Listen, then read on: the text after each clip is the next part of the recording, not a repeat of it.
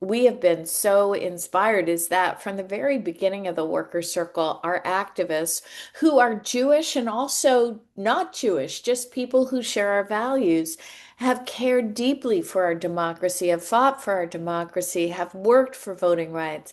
And so in 2020, when we met the Center for Common Ground, friends, it was kind of like love at first sight. I remember the first call I had with Andrea Miller. We were introduced through a mutual friend, and we recognized how both of our organizations shared these deep commitments. And since then, we've been working shoulder to shoulder to empower Black voters and other voters of color to work together side by side in postcarding, in phone calling, in door knocking, and even occasionally test banking. And so I'm going to hand it to you, Andrea. We're so proud to have Center for Common Ground as our partner.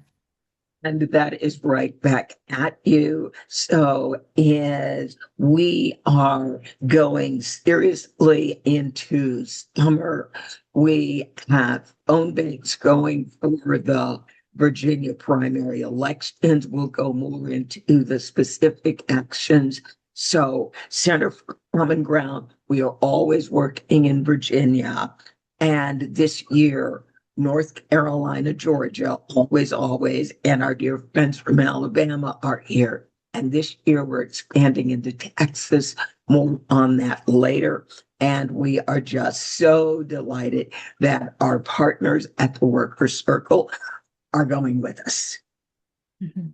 Thank you, Andrea and Noel. And I think now we're ready to move into really the bulk of our effective advocate training tonight. As Noel and Andrea were saying, we do this 6-month training series, How to Be an Effective Advocate. We've done it for several years now, and we're in the last month of our kind of 6-month arc of addressing different skills and different tools for advocacy each month. And we're going to close out our 2026 sort of season of effective advocate with Canvassing 101, or relational organizing to empower voters, which Edwan Whitehead from the Center for Common Ground will lead us more deeply in. But just wanted to take, for those who have been following along, who have been coming to Effective Advocate for the past several months, and those who are new to us and new to this space, just wanted to take a moment to look back at all the skills we've learned and built together over the past 6 months. And we always try to meet the moment and speak to all the tumultuous and chaotic things that are happening in our country, but also all the ways that we as ordinary people and as organizers in our own communities can push back and can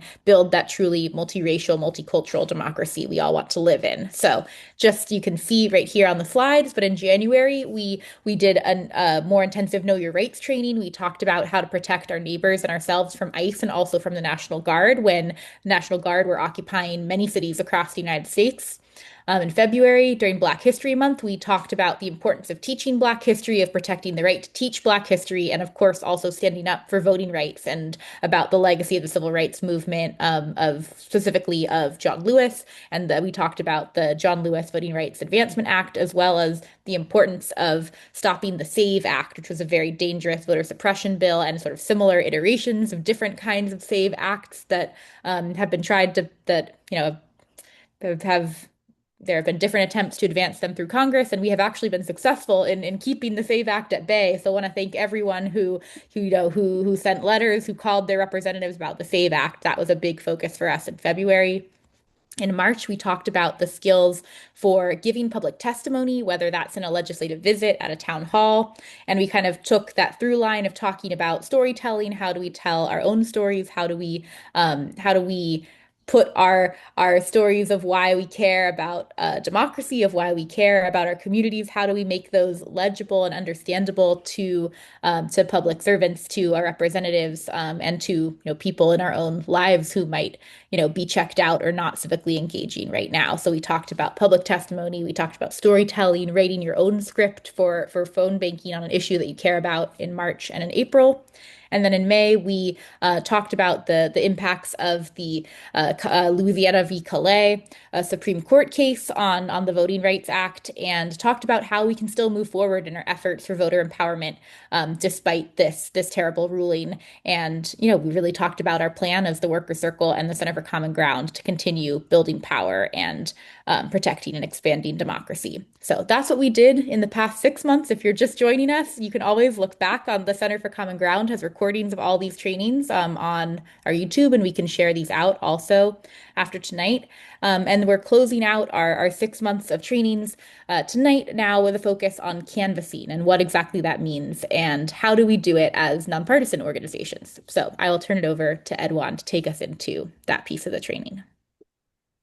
Thank you, Francesca. Let's roll to that next slide, John. Let's see. So first and foremost, of course, thanking you guys for all joining us this evening. My name is Edwan Whitehead. I am the Public Policy Director for Center for Common Ground. I'm also a seasoned field organizer, regional organizer for local campaigns and for state and national campaigns as well. But today I really want to focus on canvassing as a kind of a one-on-one. And canvassing for me is the real boots on the ground, right? It's very much the boots on the ground effort that we can all, most of us can all do to actually help campaigns move the needle to actually win. It is the best offense to their defense. But the training goals for today is to definitely understand the different types of voter engagement and outreach, to learn some of the core principles of relational organizing and why it works. We're also going to get a chance to do some practice today. So we'll be practicing some effective voter conversations and using proven frameworks that have worked in nonpartisan organizing and canvassing. And then really my big goal here is to build some confidence and skills for folks when it comes to canvassing and outreach, and then of course finding the common ground when we do that, because that's what really relational organizing really is, right? It is indicative for us to be close to our neighbors, talk to those who don't agree with us, to be able to listen, and to be able to actually find ways to create common ground and to be more centered in community.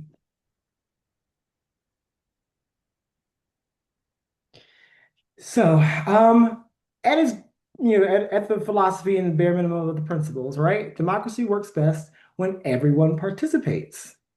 And so, I was thinking a lot about what some possible barriers are for folks, because we know sometimes folks don't always show up. And there's some reasons for that. Sometimes it's the lack of information. A lot of it recently, especially, has been distrust in the actual system itself. And sometimes transportation is also a big barrier. Time, because a lot of us work full-time jobs and things like that, so we don't always have the means to do it. And then, of course, confusing rules, because you can do canvassing a lot of times for campaigns, but with nonprofits, it's very, very different. The goal is not to focus on the partisanship of any of it, is to be as nonpartisan as we can, and focus on the issue of the day or the issue at hand. And so the goal of this, all in all, is to educate, engage with folks, and empower.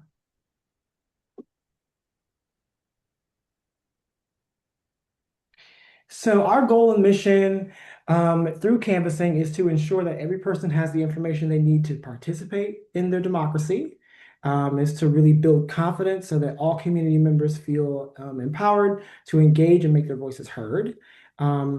A big thing, like I said, we do not tell people how to vote. That's not something that we do. We equip them with the knowledge and support to decide for themselves. And that is the significant difference. We do more of a deep dive and more of an educational purview rather than digging into the partisanship and the Democrat versus Republican mindset of it all. And so, like I said, the main mission for us here with the Worker Circle Center for Common Ground is always to educate, to engage, and to empower. And we do all that we can to facilitate doing that through a diversity of tactics.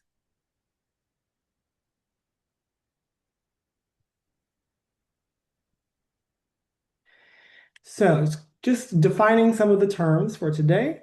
The main two, of course, is canvassing and door knocking, because they always sound the same, but they are a little bit different.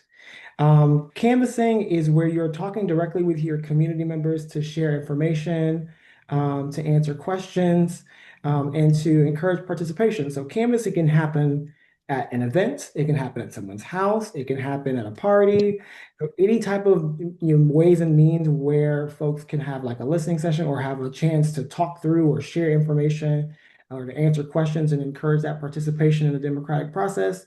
That is canvassing in and of itself. Edwan does a lot of canvassing a lot of times. I do, even when I'm not trying to. However, with door knocking, which is something that most of us usually equivocate with canvassing, is that we actually go to visit people's homes and speak to them face to face, which is a key canvassing tactic. And so, I think it's really indicative for us to be able to define what that looks like because it doesn't matter where you are, who you're with, or what setting the setting is, you can always do some canvassing, right? Whereas with door knocking, that's very specified.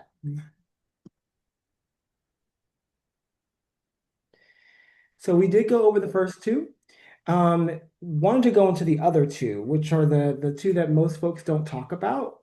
So deep canvassing, what is deep canvassing? Deep canvassing is where we actually have a much more focused and longer empathy-based conversation where you're really intentionally about being at those doors to really have a full conversation, where you're focusing on listening, trust building, and listening to the personal stories of the residents you're talking to or of the people you're talking to. And a lot of the times we do that by having, those 10, 20-minute conversations to really do a deep dive on what the problems are, where they are with it, how they're feeling, what they want to see change. And so that's a big canvassing tactic as well, but it's one that we use more in this nonprofit setting. Whereas with campaigns, we used to kind of just door knocking, giving somebody their lit and going, vote for this person.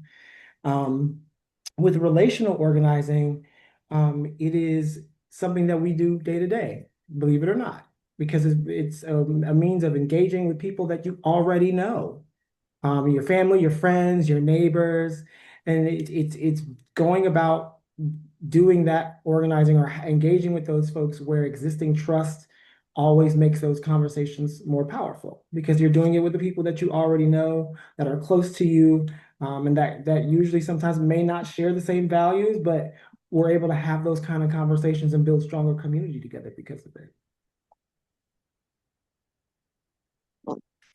So the similarities and the differences.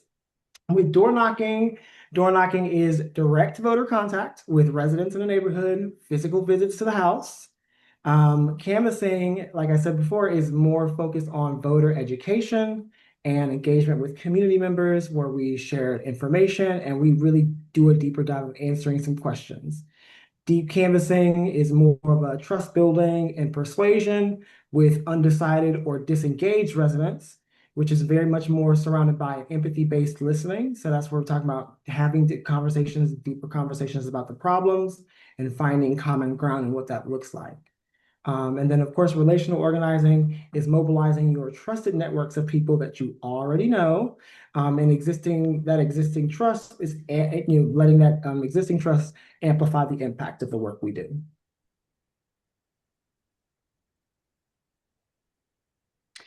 All right, so how we approach canvassing.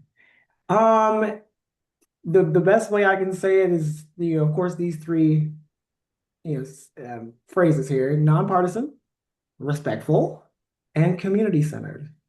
Our goal is to inform, to listen to folks, and to empower them to do what they feel is most becoming of them to do for their best, for what serves them the best. And sometimes it means giving the information that they don't have. Sometimes they may not know who they're voting for, or what they're doing, or what that person's been up to. So if we know what it is, we can tell them what it is and why that's not showing up for them.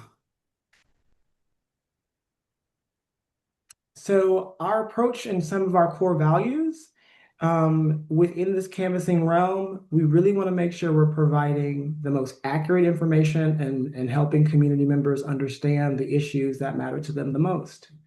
Giving them information that they probably would not have been privy to, even though it's something that they see as an existing issue. We also do our best to encourage participation, listen to concerns, and build lasting civic engagement.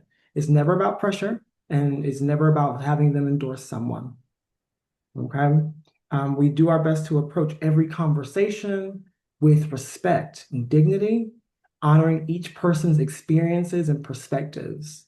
And so we'll go over some skills about that today as well, too. When you disagree with folks, we'll have that conversation today, and feel free to ask questions.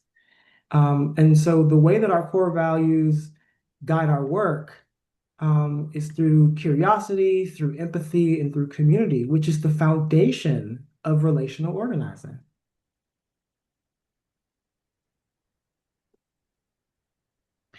First things first, we got to start with listening, because that's the hardest part about it. And it's kind of funny that I always like to say this is the first thing we do is we find common ground here at the Center for Common Ground. And so we do that by starting with listening first, and to know that people want to be heard before they receive the information you're trying to give them.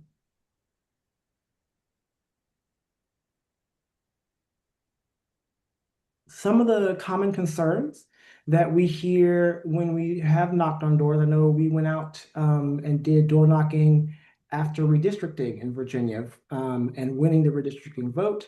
We went out to Fairfax County, and the purpose of us doing that was to go out to all the residents who had participated in the election, to thank them for doing that, and to have an opportunity to hear what their real concerns were, and not just poking and prodding them to actually go vote for someone again. And it was very well received. And so for me, one of the bigger things that we ended up finding out was, that, there is a really, really large group of folks, and regardless of where they are, this is Fairfax County, Virginia, where most folks are pretty affluent. And even within that spectrum or in that space, we were still hearing that folks were struggling with the cost of living and housing affordability, food prices and access to quality, affordable healthcare. Like those were some of the two of the biggest main issues.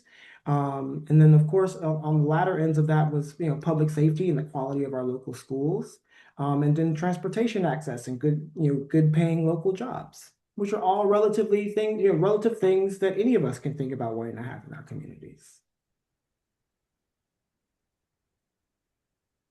So an effective conversation framework that I like to use, that I've always given my organizers, on my team, when doing canvassing, whether it's, a volunteer's first time or one of my most experienced canvassers, is the LEARN method. And the LEARN method is how we learn is to listen, empathize, to ask, to relate, and then give those next steps.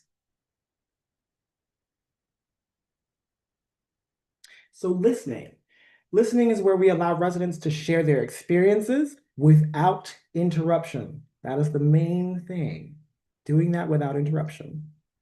To empathize, we acknowledge the feelings that the person is expressing, whether it be good or bad. Something that's very similar to say is, that sounds really frustrating and I hear you. The next thing is to make an ask. And the best way usually to make an ask is by using open-ended questions, so that they can explain or elaborate on what their talking point is at that point. And my other favorite question there is, can you tell me more about that? Can you give me 2 more sentences on that? Is usually a personal favorite of mine. And then the last 2 is to relate and figure out next steps. And so by that, we connect through the shared values that we have, and then provide the information or an action item, like a call to action, to be able to do after we leave that interaction with each other.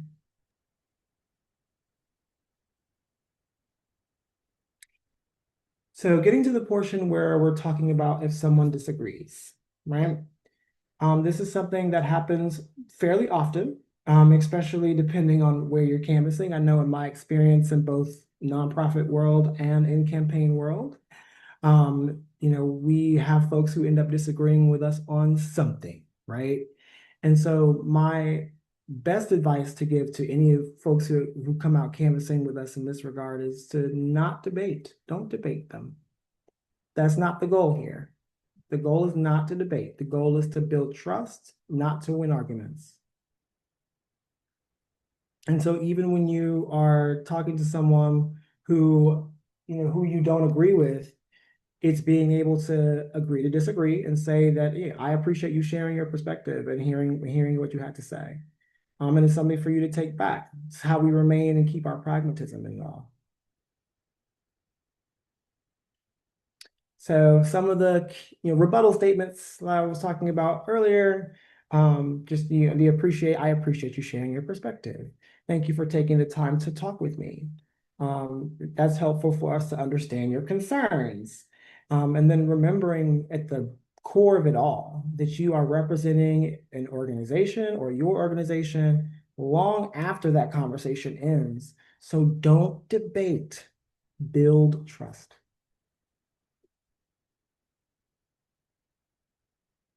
Okay, it's go time. So role play activity, everyone.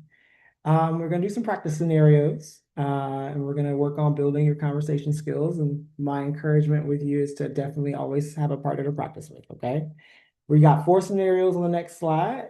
So go ahead and go to the next slide, and then I'm going to allow folks to volunteer themselves to step into this role play activity with me. And if there's 2 people who want to volunteer to play that role together as partners, I'm happy to allow that to happen as well. So we've got 4 scenarios. I want to go through all 4 scenarios, which means that there's going to have to be folks who are willing to participate.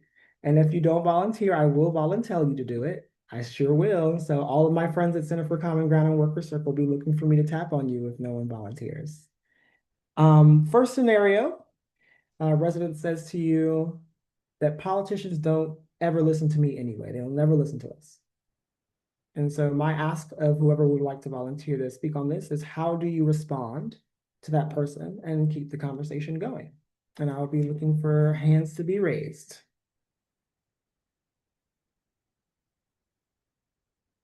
Not everybody at once.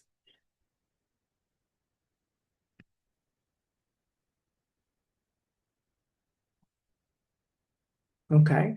Dr. Doug, Dr. Doug, Dr. Doug, Dr. Doug. Hi, Doug. Hi, how are you? I'm good. It's so good to hear from my friends over in Alabama. I know y'all have had a crazy week this week. Goodness gracious alive. All these congressional runoffs and stuff. It's crazy work.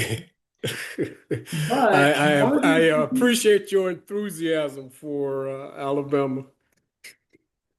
hey, somebody's got to do it. Yeah. So I'll give you scenario 1, friend, and see what would your response be to keeping this conversation going if you hear one of the young folks come to you and say, like, politicians don't listen to me, no way, man. I hear you, but they don't listen to me. How do you keep that conversation going?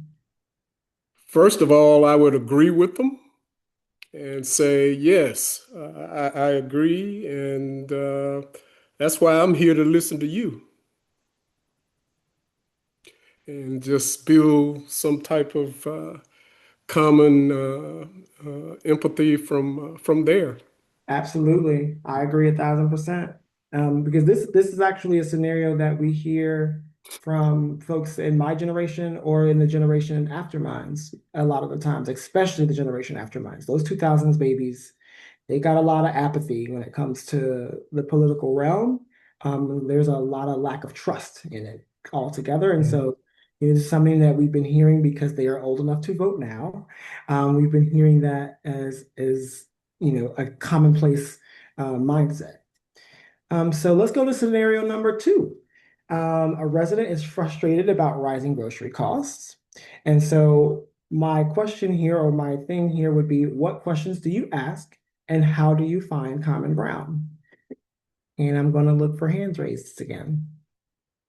Go ahead, Miss Kit, you got it. Okay, I was ready for scenario 1. Let's see scenario 2. Yeah, I see grocery costs going up. But tell me specifically what's problematic for you, and have you tried to talk to anybody about this? Anybody, policymaker or politician, to express your frustration? There you go. That's a couple ways to do it. I think my big one here too probably would be Yes, grocery costs have gone up significantly, but we know that inflation is a huge, player in that. And has it caused you to have to go to maybe a food pantry to make up for that? Or go to a different kind of grocery store that you wouldn't be used to going to? Have you tried to get EBT because you're a working Virginian and you're still struggling with these problems? So yeah, those are some of the things I would probably go with too. And thank you, Kit, for jumping in as well. And if you want to answer scenario one and how you would respond to keep that conversation going, I will happily open the floor for you to do that before we go to scenario three. Oh, I would ask if they'd ever actually tried to reach a politician. I would tell them that I've tried a number of times and I get frustrated. But after, every once in a while, I actually get an answer besides, uh, a boilerplate, thank you for your comment or something. Yeah, And so for me, I just keep trying because it doesn't do me any good to just be complaining and not trying. I definitely hear you there. Um, so let's move into scenario three. A resident says to you that I don't vote because it doesn't matter at all. It just don't matter. I don't care to do it. I don't feel like my vote matters at all. It doesn't mean anything. Which is also another rebuttal that we hear for a lot of the times from our very apathetic younger generation these days, is that they feel like their vote doesn't matter at all because it doesn't count towards any change. And so my ask for the folks in the room is, how do you respond to this respectfully? And what personal story do you think would help in this situation? Hands up, everybody. Edwin, I was gonna say, as a zillennial, Gen Z millennial cusp in the room, I can play the person who says it doesn't that I don't vote because it doesn't matter if someone wants to try their hand at an interactive conversation. Oh, I'm happy to have an interactive conversation. Hello, can y'all hear me? Yes, we can. Sorry, I was trying to find the button to raise my hand, but I literally could not find it. That's okay. But I don't mind having this interactive discussion. Okay. All right. Well, I'm glad to hear that. I would say, Francesca, did you want to do this with Miss Triva Powers? Sure. I was Cool. gonna say, so you knocked on my door and said you were here to do. You said you're doing some kind of canvassing. Well, I don't vote because it doesn't matter. Okay, and then I would ask you, why do you not think it does not matter? Well, I voted in the last election, but the candidate that I voted for didn't win, and I hate the person who won, and it just seems like even if I do vote, that nothing changes. And that I feel like that would be a great response. In return, I would speak on the fact that I do currently work as an intern for the Alabama Democracy Centers. And so doing that, I'm able to see and look at physical data and numbers. And I would explain to them, through numbers, you start to see change. So just because, you might feel as if your vote does not matter, but every time somebody registers to vote and every time somebody goes out to vote, those numbers start to increase. And the more those numbers increase, the more we can see a flow and a different change in the politicians that we put into office. So when everybody says, oh, I don't think my vote matters, the more people who say that, the less great of an outcome that we have. So you've been an intern and you've gotten to see more of how things work? Like Yes, can you tell me more so you do feel like it matters? absolutely. Absolutely. Sometimes we're not going to automatically see a change. We have to start. It starts all with progress. So, we start now and then we continue and we start to grow. We'll start to see better outcomes. Okay, so you're thinking maybe this time, if enough people vote, it could be different in the future. Do Absolutely. you know like where I should go to vote? I think I'm registered, but I'm not sure. Absolutely. So I'm actually stated in the state of Alabama. So I would tell them you can go to alabamavotes.org and you can look up your voters registration and it'll also tell you your polling location. Okay, thank you. Yeah, I voted, yeah, like 2 years ago, I think, but I didn't vote last year, so I wasn't sure where. Okay, thanks. I'll look. Of course. Thank you both. End of I scene. really do. Yeah, end of scene. Round of applause, everyone. Oh my God, all the claps for sure. That was amazing. I appreciate you both for taking the time to do that. I think that what you both stated was fantastic. I love, Ms. Powers, that you always had a ready rebuttal for them to continue to participate in the process, to continue to try and, continue to work at it. And as a fellow Virginian here myself, I'm in Virginia with Andrea and some of our Center for Common Ground folks in our main state. And my personal story, I think here would have been that if you don't think your vote counts, tell that to the delegate who lost their race by one vote. Just the one. They almost have to flip a coin for it. And so anytime someone comes to me and says, "Oh, my vote doesn't matter. It doesn't matter to me at all," I said, it's funny. Delegate Cole felt the same way in 2021. Sure did. And then he lost his race by one vote. And so it would have been crazy is if you and a friend of yours would have actually gone to the polls to vote, you probably could have put that delegate right back into office to keep pushing the values that you appreciate, the things that you want to happen at your front door, the things you want to happen in your community.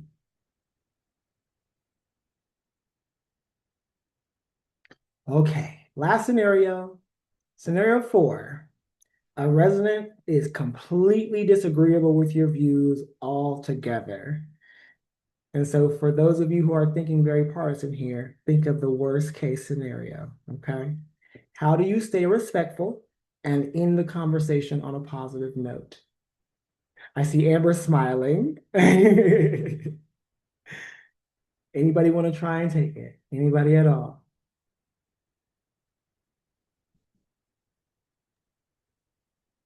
Oh, come on, guys.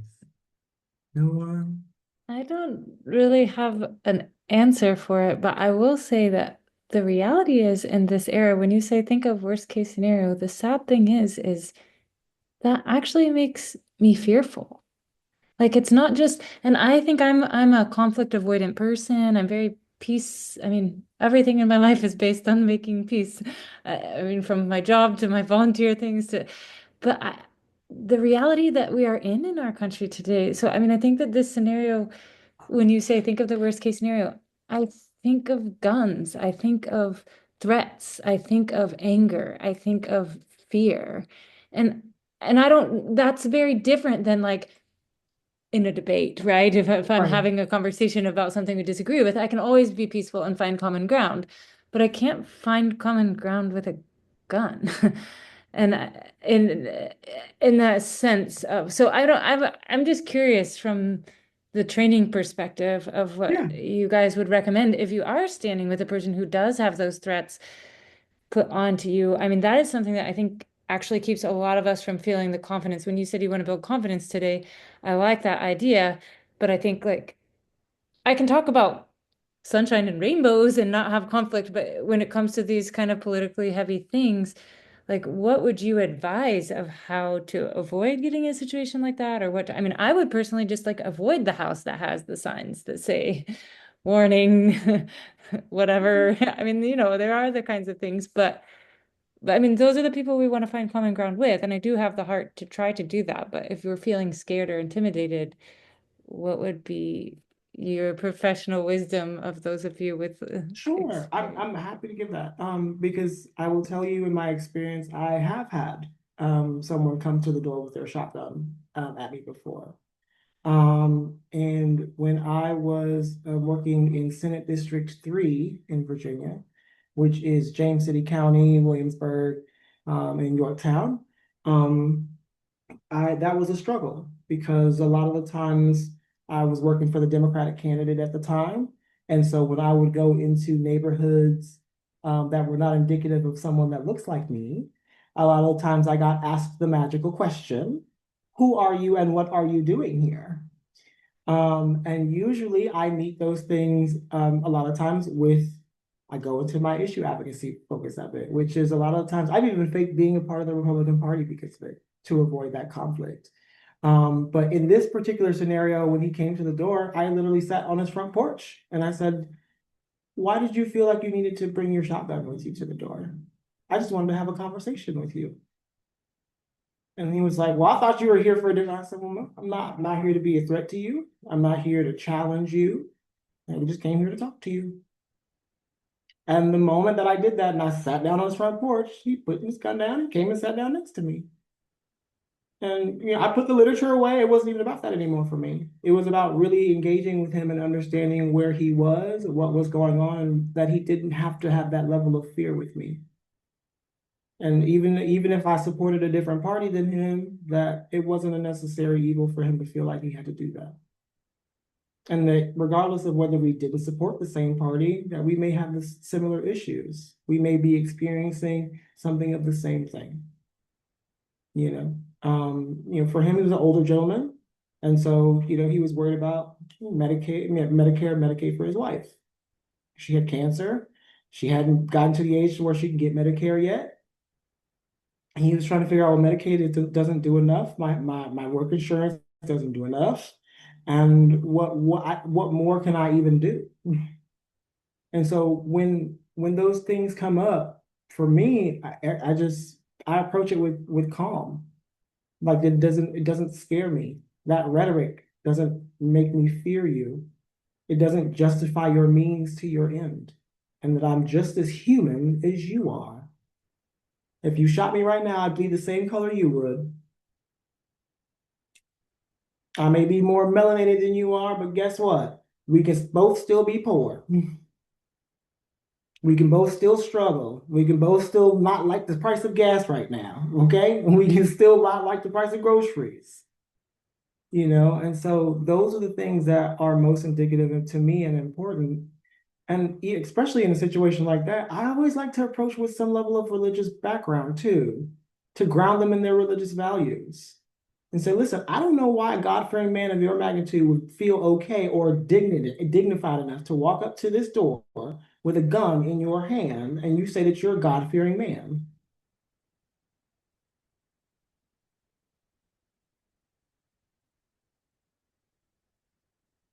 It's happening.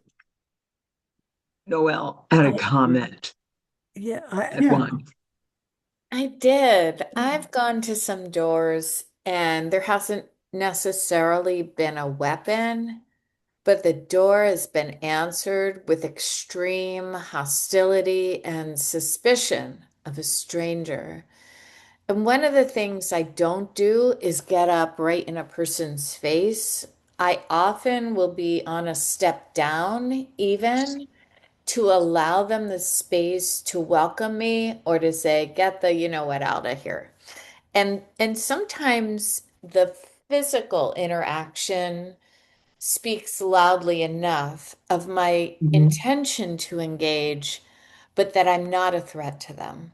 And it can allow enough space then to say, this is who I am. I'm here because I'm asking neighbors about X, Y, and Z, and I would really love to hear your thoughts and to see where we might have some things in common and just go from there. So sometimes for me, I found physical distance has been helpful. The other thing is, as a woman, there's a whole nother dynamic at play where, um, keeping distance can mean I get a head start on running down the street, to be very frank.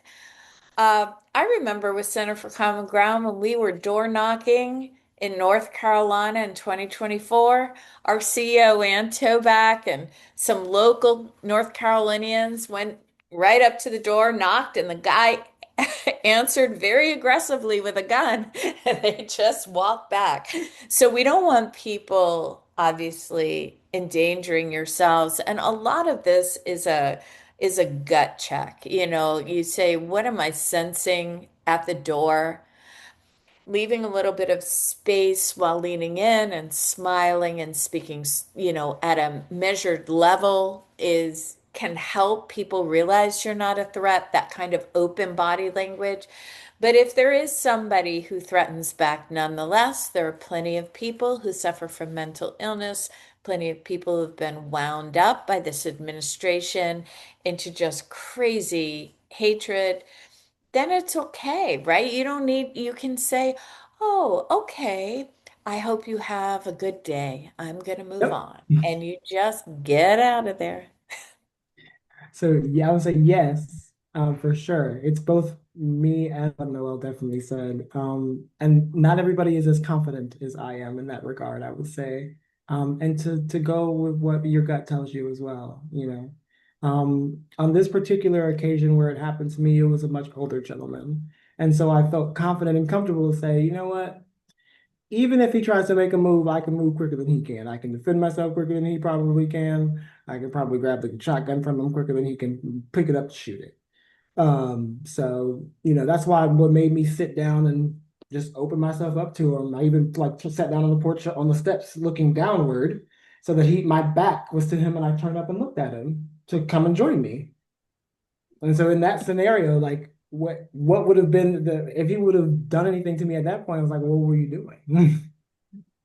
Go ahead, I was Brenda. just going to jump in real quick to say I thought that John made a really good point in the chat that also, we're talking about some of these scary worst case scenarios, and John was saying this is one reason why we Worker Circle and Center for Common Ground and most political campaigns also send people out to canvass in pairs or in groups, Yep. so that you can go to the door, together, or even if you're knocking doors by yourself, that there's someone right at the next door next to you so you can support each other. So, we're not recommending that you go out and do canvassing all alone. It's something that we do, together as a group, with a buddy. And that's, I think, a way that we also, how we keep each other safe. But also that these worst case scenarios are real. Like, as we're talking about, like, these have happened to people, and like be having a sense of your own identities and your own vulnerabilities is important too. But also sometimes I think the fear of like, oh no, everyone's gonna come to the door with a gun will like keep you from these kinds of door knocking experiences. I'll say most of the door knocking experiences I've had have either been someone who are like, oh my gosh, wait, the elections this week? I didn't even know. Or someone going, oh wait, oh shoot, my grandma does need a ride to the polls. Like she's back here. Should I go get her? And you say, yes, please. Like I feel like I've actually had a lot of especially nonpartisan door knocking. I've had a lot of positive experiences of people truly not having the information. Like someone else was saying in the chat, like, with all the voter suppression laws and changes Yeah. recently, a lot of people don't know where their polling place is. They don't know that they can access rides to the polls. They might not even know that like a special election or a runoff is happening. Really So happened. a lot of the Yep. door knocking we do, I think people are actually respond well to it. Or the worst thing you get is someone saying, not today, or closing the door. Like the vast, vast majority of time, people are going to either respond positively or kind of neutrally of like, I'm busy right now. Like, I don't want to talk to you, but not in this sort of violent way. I think that's also try to like be conscious of where our own fear is also coming from. Absolutely. I would say my last thing there too is in that scenario or in that situation, it was a very partisan situation. I was working for a campaign. And so they knew what time it was. They saw the literature in my hand. It wasn't like it was a nonpartisan issue-based or issue-based focus canvas. It was very much focused on the partisanship of it all, right? And even in my own nonpartisan experiences, with nonpartisan, I've always had great experiences. This last one at Fairfax was beautiful. Like neighbors were calling each other, going, if you see Mr. Whitehead and Miss Karen walking around, go ahead and answer that door and let them know what's up. That's it. That's all they kept doing. So that was a welcome thing for us. Amber? Yeah, I just wanted to say that I appreciate what you said earlier on, that like the concept and the definition of like canvassing isn't necessarily just door to door, because like we can talk about situations of the door to door part, but the reality is I was just reflecting on this with a friend that like when I was a kid growing up, our door was like always open, and cousins came in, and we were in town, other kids lived in the country, people in and out, aunts and uncles stopping by. Yeah. It was messy, but it's just a different era where people think their house has to be like on display if you come. They're worried if there's dirty clothes out or dishes on the counter. people have a different mentality of like inviting people in now. Not all cultures, but I mean, in general, I think it's been Yeah, a real I agree. shift.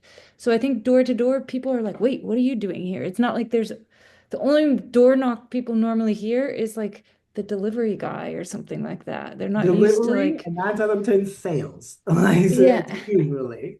So I mean, I think the concept of like canvassing just at an already existing event or like just Oh yeah, among that's people is a canvassing really in a great nutshell. concept that I just wanted to thank you for phrasing it in that way because I think hopefully it inspired other people too, but it made me think of it Yes, differently, just a different perspective. So thank you. absolutely. I mean, because it's indicative of us sharing that information with one another, Mhm. more than anything else. I did want to jump back into our slides for just a second so I can finish this out and get us ready to close here because it is 7:55. So if you want to bring that back up on screen for me, yay. Awesome. Next slide. So some very, very key takeaways from today. As I'm thankful to Triva, Francesca, Doug, Amber, Kit for working at this and talking through these scenarios with us today. And for all of you for participating today. Some key takeaways for this training is to lead with curiosity, listen more than you speak in every conversation, focus on building trust and respect with every interaction no matter what the outcome is. And focus on the shared community values to try and find some meaningful common ground. And relationships create lasting civic participation. And so every conversation that you end up having sometimes will more than likely strengthen democracy. I do want to open up for questions before we move to close as well. I did see some questions in the chat. Should lesser methods be used before deep canvassing in the same neighborhood? Not always.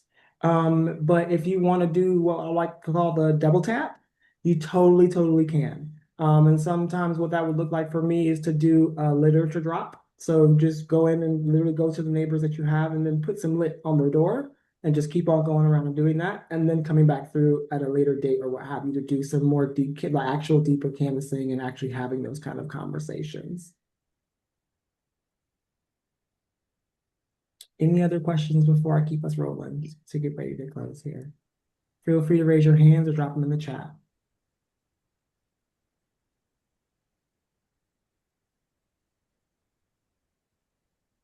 See any other questions at this time?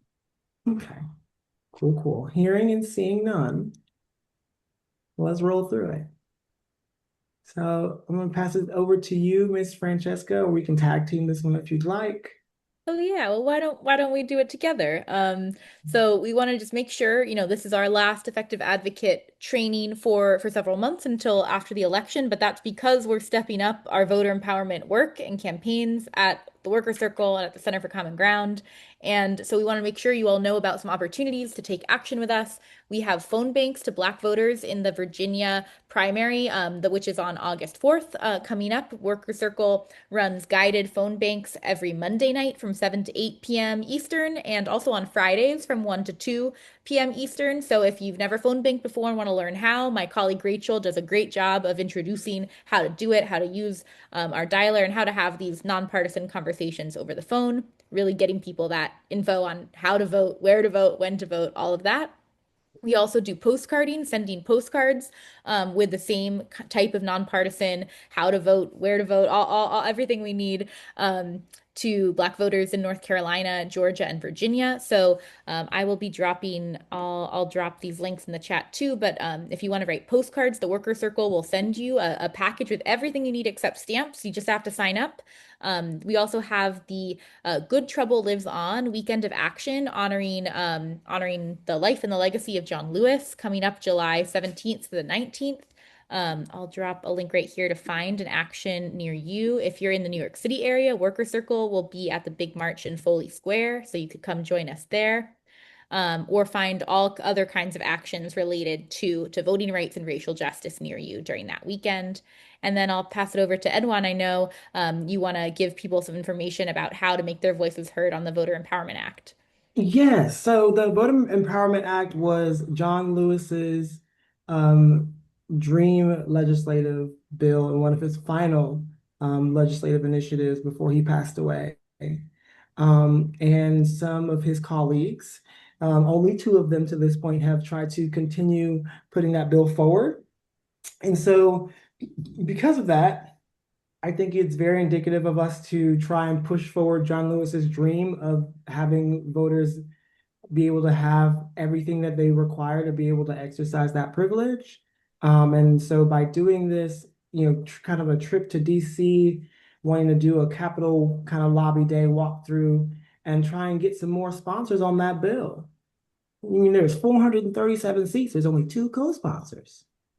How? And so I think that the goal there is for us to go to DC, to walk around DC and the Capitol, to get and talk to some of these legislative staffs and some of the members themselves, to really try and bring that thing home and do it in the honor of a great man, a civil rights leader, and do it for one of their own. Simple.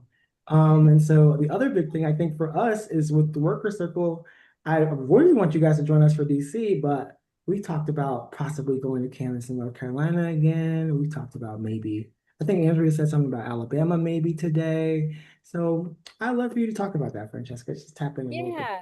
So we're just really giving you a sneak peek and a generally mark your calendar, though we're still getting the dates all lined up. But the Worker Circle and Center for Common Ground have done in-person canvassing in North Carolina for past elections, and we want to bring a group. It'll be a mix of folks from out of town and also local organizers and community members doing door knocking together. That's what we've done before in North Carolina, and we want to do it again for the midterms ahead of the general election in North Carolina. So the details are still to be fully determined and announced, but keep an eye out for info from us about this opportunity if you want to put the skills that you've learned in Effective Advocate today to good use in North Carolina. We always pair our canvassers who are visiting from out of town with canvassers from the local community, so you both have that support and protection in the kind of physical way we talked about earlier, and you have someone who really knows the ins and outs, knows how to get around, but we're bringing the people power from out of town to really help get out the vote right before the election. So those are all ways to get involved, and we'll send a follow-up email with all these links, with all this info. And I think I'm now just going to turn it over to Andrea to close it out and just remind us about the Center for Common Ground fundraiser coming up very soon. So Andrea, why don't you bring us home? All right. Well, thank you. Because we talked about Calais in May, and a lot of people were just kind of, we are fighting back and we will beat Calais. So we are doing a fundraiser around that. And we have assembled an incredible host of speakers. Senator Doug Jones will be there, who is running for governor of Alabama. This is all going to be nonpartisan, but we want people to get a chance to hear from people who are taking this decision on literally head on. Our dear friend, Senator Dick Blumenthal will be there. Representative Gina Anna Osteen, who's a current rep in the Texas State House, who is running for governor of Texas. Our own board chair, Reverend Rodney Sadler, who is running for North Carolina House District 106. Jess Craven will be there along with David Hogue. And we will also have someone from the Georgia Coordinated Campaign talking about how the candidates in Georgia are doing what we do in Virginia. Nobody runs alone. There's a pack or a group. And if there is an elected or a real popular candidate at a lower office, they're going to help a candidate for a higher office that might be new to the localities. And if there's a candidate that's running statewide or for Congress, and there's a new candidate running for state house or state senate, they're going to help them. So it's all about gritting our teeth, rolling up our sleeves, and getting ready to show that Calais was the dumbest decision ever on their part. Thank you all very much for giving us even more opportunity. So I hope you join us Sunday, June 28th at 7 p.m. Eastern. And when you get the notes, the links will be in it. So thank you all so very, very much. Don't you just love these things? You learn something, you get excited, you're like, all right, I want to go out and I'm going to do something. That's our whole point. We are powerful people, just like in Georgia, where Governor Kemp announced 2 weeks ago, oh, Georgia, we are going to redistrict for 2028. And the people from Georgia raised their fist and they marched and they all stood up at the General Assembly. And when they gavelled into session, the Senate said, no, we will not be talking about redistricting for 2028. So an alligator Alcatraz. When we the people stand up and we the people fight back, we the people win. Thank you all. Thank you, Andrea. Thank you for closing us out with that inspiration. Thank you, Edwan, for beautiful training. Everyone who came off mute to participate and share your thoughts and be in the role play. I know we're a little over time, but thank you so much, everyone who stuck around for the final Effective Advocate of this 6-month series. And we'll see you at Worker Circle and Center for Common Ground events during all of our different voter empowerment activities. And we'll be back for Effective Advocate. Crazy to say it, but next year, I suppose, for Effective Advocate. But we'll definitely have a joint kind of check-in post-election, and we'll be in touch with all of you. We hope to see you around the community very soon, and keep up the good work for democracy. You'll get a follow-up email with all of the slides, with the links, with everything. I'm just gonna give people a warning. I think it's gonna be on Monday because tomorrow is Juneteenth. So happy Juneteenth. We hope people have a chance to celebrate and rest and be together in community tomorrow. Well, Worker Circle office will be closed, but we'll be sending that out as soon as possible. Cheers, everyone. Cheers. Thank Bye, you all. everyone.